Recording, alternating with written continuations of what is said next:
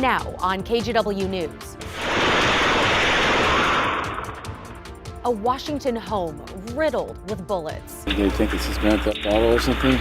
With a dad in disbelief at the shooting that wounded his daughter. Plus, a local teacher tells her story after she was accused of making insensitive comments about Charlie Kirk. It has been a nightmare. Why a judge ruled she should be allowed back in the classroom. And lawmakers consider raising the state's hotel tax, why some in the tourism industry say not so fast. It just doesn't seem fair. And later, skiers to the rescue when they spot something strange in the snow. I see ski tips, and next thing you know, you just kind of go into go mode and just dig him out till you can find his face. But our top story here at 11 is that update on a battleground teacher placed on leave after a student claimed she called the late Charlie Kirk a Nazi. Thanks for joining us. I'm Christine Pitawanich. That teacher fought that claim, and we've just learned a judge ruled she should be reinstated. Catherine Cook spoke with that teacher tonight. Catherine, what did she tell you? Well, Christine, despite that ruling, which came down more than a month ago, the teacher says the district is still fighting her return to the classroom. And she says the district won't even allow her on campus. It has been a nightmare. Battleground high school teacher Amanda Gonzalez has been on paid administrative leave for 5.5 months. The district took action after a student claimed Gonzalez referred to the late Charlie Kirk as a Nazi the day he was killed. According to the teachers union, that student later recanted his statements to district officials. What did you say that day? I told the student in the hallway thoughts and prayers for his family. That was it. Did you say it in a sarcastic tone? No, I was in hallway duty. I was waiting for a class to come in. Gonzalez fought for her job, backed by other teachers in the district. She got an appeals hearing, and on January 23rd, a judge ruled the district should reinstate her. The judge noted she couldn't find statements made by witnesses entirely credible, nor could she find that Gonzalez's response to those statements was dishonest. The relief I felt was unbelievable. But that was more than a month ago, and Gonzalez is still waiting for her job. She says the only thing the district has offered her are financial packages, one with temporary benefits for her to resign. Well, they're trying to buy me out in such a way that I would lose my medical benefits and my income for something that I didn't do. I didn't do anything wrong. In a statement to KGW, the district referenced multiple complaints alleging that Gonzalez made polarizing statements at school, including a negative comment about Charlie Kirk. They said their investigation determined Gonzalez violated district policies, including staff expression and civility in the workplace. Ultimately, they wrote, the hearing officer disagreed that the conduct as perceived and witnessed by students justified discharge and reinstated Ms. Gonzalez. Asked why they still hadn't given her job back, a spokesperson said they were unable to provide further information. And so it's disheartening to hear that the district is not taking what the judge said seriously. Union President Mary Mendoza Hansel says Gonzalez doesn't want settlement money. She just wants her job. Being able to fully participate and not being told that she can't even come on to a campus building. Gonzalez says she's not giving in. Because I want every teacher out there to know that I didn't go through this just for me. I did it for them too, so that they can't be treated this way. Gonzalez tells us this case has taken a physical and emotional toll on her and her family. She says she's received death threats from people around the country and had to get a protective order against a parent in town. Christine. I know we appreciate your reporting, especially since we initially reported this when it first happened. Thank you for the follow-up, Catherine.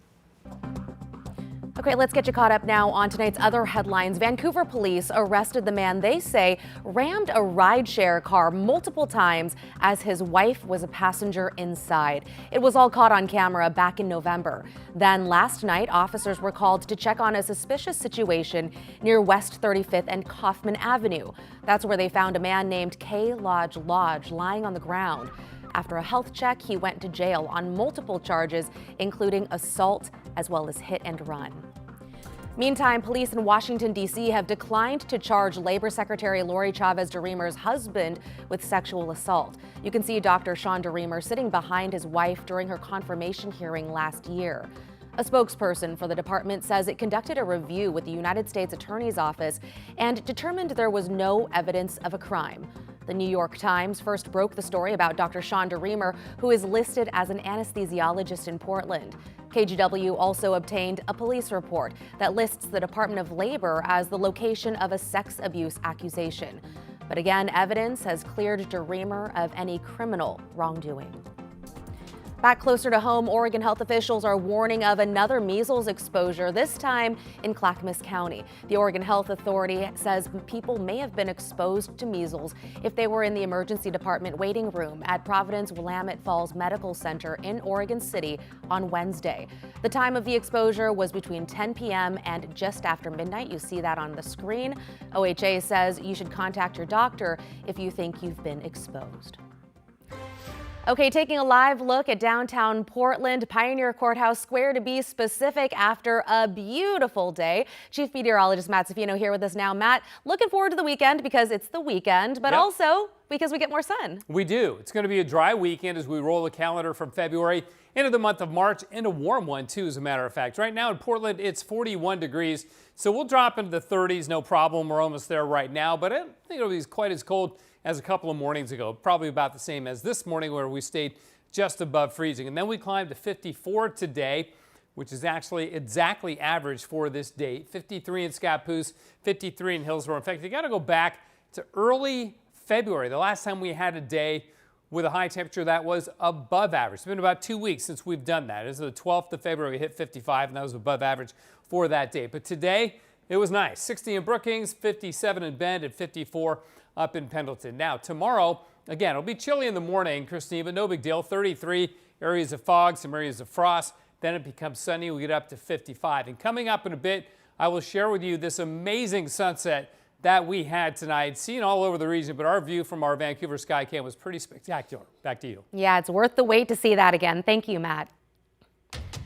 Okay, now to some truly terrifying moments for a Tacoma family as their home was riddled with bullets in the middle of the night, and their Ring camera captured all of it. Stephen Taylor says his daughter was asleep in a front bedroom when nearly 50 shots exploded around 4 a.m. She ended up with 5 wounds, while the house and even some pictures inside are left with holes. I'm just worried about my daughter's life. They shot right through us. It's like, how does that even happen? It's just symbolic. I almost want to hang this on the wall someday to remind us of what we're living through. Yeah, so scary. Thankfully, his daughter's injuries turned out to be minor. Taylor does not believe their home would have been targeted. So far, no one has been arrested. New from the Oregon State Capitol tonight, lawmakers are considering hiking the state's hotel tax and putting the money toward environmental efforts. But as Alma McCarty found, industries that rely on tourism are fighting the move. On Thursday, supporters of this bill told committee members that Oregon's tourism industry relies on our environment and our wildlife, so it would make sense that a lodging tax would go in part to conservation. However, those who oppose the bill said that this puts another burden on an industry that's already struggling. Wildlife is clearly a priority for legislators. We get that, but we implore you to find a solution that does not result in harm to an already hurting industry. In Salem, discussion focused in on the state's lodging tax, a tax on hotel stays, vacation rentals, and campgrounds, and a bill looking to increase it by 1.25%. That funding would then go to various programs related to wildlife recovery and conservation. Oregon's identity is our natural beauty, our rich natural heritage, and that's what brings tourism to Oregon. So if you're not investing in these resources, but you want to sustain growth in tourism, it is not going to happen on the backs of these resources with no investment. It passed the House earlier this week before state senators took public testimony on this bipartisan bill. According to state conservationists, more than 300 species in Oregon are considered at risk due to habitat loss, climate change, and pollution. There is no consistent and reliable state funding to support these species, and the little funding we did receive from the federal government has been eliminated. That's why the need for long-term dedicated state funding is so urgent. Currently, our State Department of Fish and Wildlife get limited resources, and those are directly invested in the hunting and fishing species. We are asking for investment into species that are not hunted or fished. Opponents point out that not only is this a tax increase, they believe this will harm the tourism industry, one they say still hasn't fully recovered. What you're talking about now is diverting a dedicated source of revenue for economic development to something else that has nothing to do with economic development and job creation. This bill changes the function of that funding tool, and that doesn't make sense to me. That doesn't feel like it's sound policy or good governance. The committee plans to hear more public comment during a work session Friday. In Salem, Alma McCarty, KGW News.